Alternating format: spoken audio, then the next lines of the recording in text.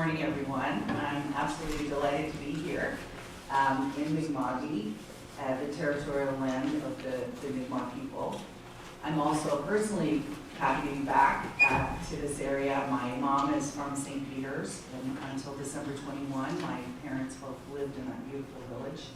So this is the first time back, even close to that area in a little more than a year. So it's always a little bit like coming home. I have many happy childhood memories of St. Peter's and Lordways and Port Hawkesbury and many surrounding areas. So, and always the friendly, welcoming nature of the people who live in this area are just, quite exceptional. I know you've all heard that 1,000 times, but you forget sometimes when you're away for a bit and you come back and you're asked if, do you girls want any more coffee when you're there with your daughter? And it's kind of a nice feeling. I have to admit, I'm of an age that it doesn't bother me to call a girl. But I'm also happy to represent Minister Rushton. He had wanted to be here, but unfortunately was unable to do so. But he wishes you a successful conference, and he's really pleased that so many people have registered, and he'd be delighted to see how many were here. So, as most of you know, there are thousands of Nova Scotians who make a living in forestry. We know that you care about keeping our forests healthy, as we do, and we know that you're making sure that this sector is sustainable for the long haul. That's our goal as well. That's why we're transforming the forestry sector in Nova Scotia, and we're doing it together. We're following the recommendations of the Independent Forest Practices Review. It's setting us on a path for ecological forestry so that we will all have healthy forestry, healthy forests, and healthy industry. The key piece of this transformation is the triad model. Building this model on Crown land is a priority for the department. Most of you know that the model has 3 zones. There's a conservation zone where there is no forestry. That's about 35% of Crown land. There's a matrix or mixed-use zone where we use lower intensity practices for our forestry, and that's 55% of Crown land. And the high production zone where we use quality seedlings to grow spruce faster, and harvesting can be done with higher intensity practices. That's 10% of our Crown land. The 3 zones work together for healthy forests and a sustainable forestry sector. It's a bold new approach for forestry management in Nova Scotia. There's a lot more work to be done, but I'm happy to say that as of January, the 3 zones of the model are in place. The zones give the sector enough access to timber on Crown land to be successful. At the same time, we're putting biodiversity first on 90% of Crown land, so that we can drive our economy and also promote biodiversity and move toward our protected area goals. I'm grateful to the department staff for the countless hours that they put into this work, and I'm absolutely astounded every time I meet with them to see the progress that they're making every day and how much progress has been made since I joined the department in September 2021. I'm grateful to you as well and to many others in the sector for working with us, sharing your expertise and your insight through consultations. And I know that I speak for the whole department when I say that we greatly appreciate all of the cooperation as we make this transition together. To help with the adjustment, we've been offering more training for the forestry industry. We're developing a software solution that will help with harvest prescriptions in mixed-use zones. It will translate data from harvest proposals into final prescriptions that follow the new guide for that zone, and that should be completed this year. One of our next steps is to consult on a draft forest stewardship planning guide. This guide is intended to provide licensees with direction for the 20-year management plans.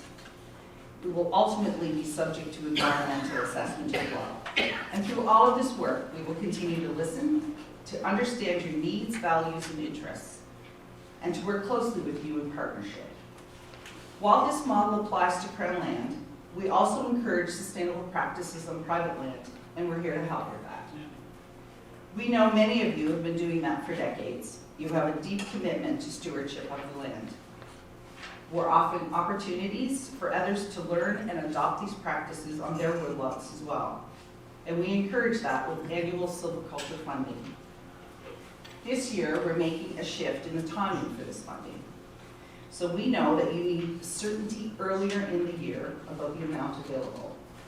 So we gave $3.2 million in March to let contractors get started as soon as the weather allows. So it's a bit like a prepay.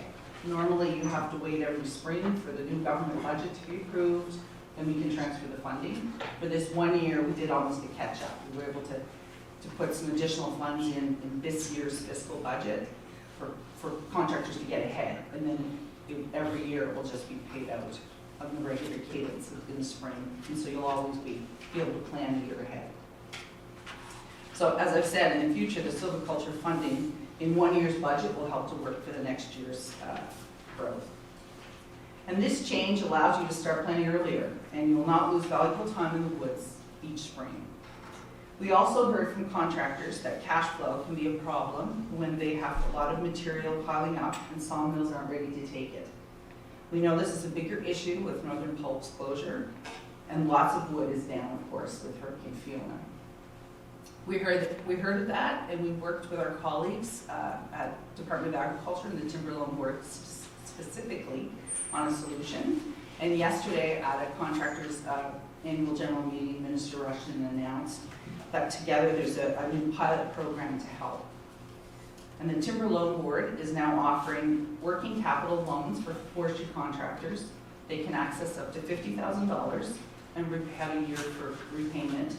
And we're hoping that this will help in terms of like short-term times when there's just a lag between harvesting and milling. And if there's anyone interested in that program, you may contact the Timber Loan Board for further information. They're actually administering it, but it's a partnership with Natural Resources and Renewables. We also know that another concern that you have is finding markets for wood chips and other low-grade wood left over from harvesting, sawmilling, and most recently, again, Hurricane Fiona. We're working on that on several fronts. First, I want to assure that we're still committed to the small-scale wood initiative. Wood heap projects are good for the environment, good for the economy. Replacing imported oil with locally sourced wood chips increases the market for this product. It also helps put money in our rural economy, and that's why we've converted to date 9 public buildings from oil to wood heap in phase 1 of the initiative. While phase 2 has been slower coming than we had hoped, we are working to add more sites, and we will certainly keep you updated as that progresses. We also understand there's some interest in district heating, and a pilot, I believe, in the Glasgow area is being planned at present by that community. And it's really looking at the heating potential in Nova Scotia, and we really encourage that type of innovation, and we're interested in other types of projects that might build on that learning. And in December, we added another renewable electricity standard. It means adding more sustainably harvested biomass to the power grid. It's renewable, readily available fuel that burns cleaner than coal. And rather than letting this material go to waste, we can use it as a fuel, at least in the interim, to keep the economic gain from it within Nova Scotia. But we continue to look at what are the new emerging innovative practices that we can develop. It's a small thing that we can do in the short term to bring more renewables onto the grid while longer term solutions are built. And of course, we continue to explore options about exporting Nova Scotia's wood chips and residual. But there are some trade barriers that we've encountered. Many of you may have heard about that already. But we're working with the federal government to try to break these down. Some of it is about the treatment of the residuals and what the European markets will accept and not accept. We know that there are countries, though, that have an interest in our products, and we continue to work closely with all of our government colleagues federally and across the province and other industry to try to find a way through that. I also want to remind you that there's still help available for cleanup of damage caused by Hurricane Fiona, and we just added another $2 million so that industrial woodlots are also eligible as well.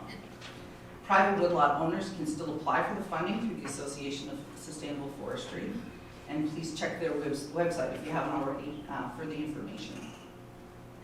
The money can help cleaning up trees that were blown down or left weakened or vulnerable by the storm. It can also help prepare for reforestation. And it can help you as well with fixing roads, culverts, and bridges, and reestablishing property boundary lines. We also added another $500,000 to help repair roads through Forest Nova Scotia, and they're managing that road funding for us, and you can contact them for that support. So I urge you to really reach out, learn about the requirements and what's available to you if assistance is needed. And we're, hoping, we would love to hear back too, feedback on how helpful the programs have been, or any tweaks that we could have made, because hopefully we won't in future Hurricane Fiona's, but I'm not optimistic. Before I go, I also want to remind you about the Woodlot Owner of the Year Award. This award acknowledges exceptional stewardship by small and private woodlot owners. We are lucky to have some former recipients with us today, and you'll hear them speak about their stewardship practices very soon. We're currently accepting nominations, so if you know anyone that is especially deserving this year, please send a nomination into our website, and the deadline for the application is, of course, May 30th. So finally, I want to acknowledge the organizations that have worked together, as Simon has mentioned, to bring the Woodlands Conference together. Thank you to the partners, sponsors, and staff for your combined efforts to make today possible. You're all part of the solution as we move forward to a cleaner, greener future, and together we will make the transformation happen. Please remember, our door is always open. We're quite sincere in asking for your feedback, even if you think I won't want to hear it. So please do reach out. When there are issues, we'd really rather have a conversation and try to work through any of those issues than increase frustrations for you. So please do connect. I want to thank you all for what you're doing for Nova Scotia's forests and for the forestry economy, for the economy of Nova Scotia, and most importantly, for the stewardship of our forests in Nova Scotia. So really, by working together, we feel confident that we'll make the sector strong. We'll have healthy forests in Nova Scotia, and we'll have a healthy forest for generations to come. I'm sorry that I can't stay with you for the full day. We'll be here for a little bit longer, but it's been my pleasure to join you. And it was a beautiful trip up yesterday, and I'm sure it'll be a beautiful trip back. But thank you very much, and enjoy your conference.